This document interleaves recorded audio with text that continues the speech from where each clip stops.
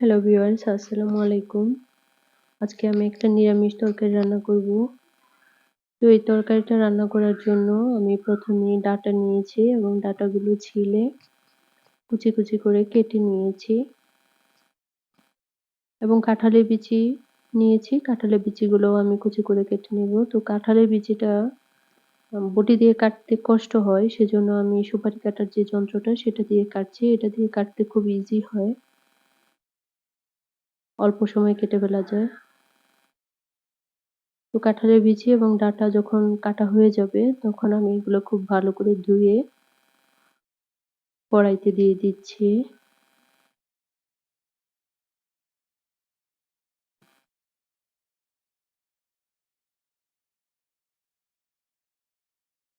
কাঁঠালের বিচি এবং ডাঁটাগুলো কড়াইতে দিয়ে এখন আমি দিয়ে দিচ্ছি 2টা পেঁয়াজ, কাঁচামরিচ কুচি, 1.5 চা চামচ মরিচের গুঁড়া, 1 চা চামচ ধনিয়ার গুঁড়া, 1 চা চামচ হলুদের গুঁড়া, স্বাদ মতো লবণ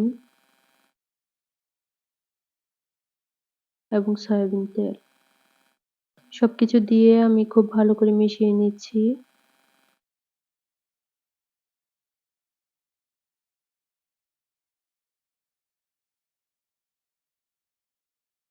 ভালো করে মাখানো হয়ে গেলে আমি পরিমাণ মতো পানি দিয়ে দিব। এতটা পরিমাণ পানি দিতে হবে যাতে এটা খুব সুন্দর করে সিদ্ধ হয়ে যায়।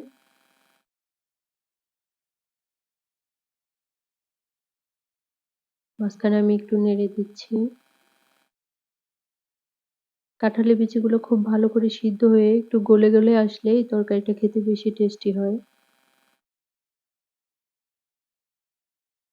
আমি আরো কিছুক্ষণ অপেক্ষা করব ঝোলটা শুকিয়ে যাওয়ার জন্য এবং বিচিটা আরো ভালো করে সিদ্ধ হয়ে যাওয়ার জন্য।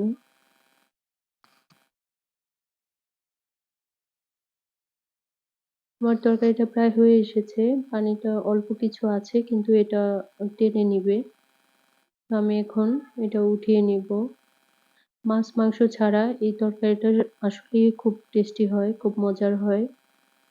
সিম্পল এই রেসিপিটা আপনাদের কাছে যদি ভালো লেগে থাকে তাহলে আমার চ্যানেলটাকে সাবস্ক্রাইব করবেন। আর ভিডিওটি দেখার জন্য অনেক অনেক ধন্যবাদ।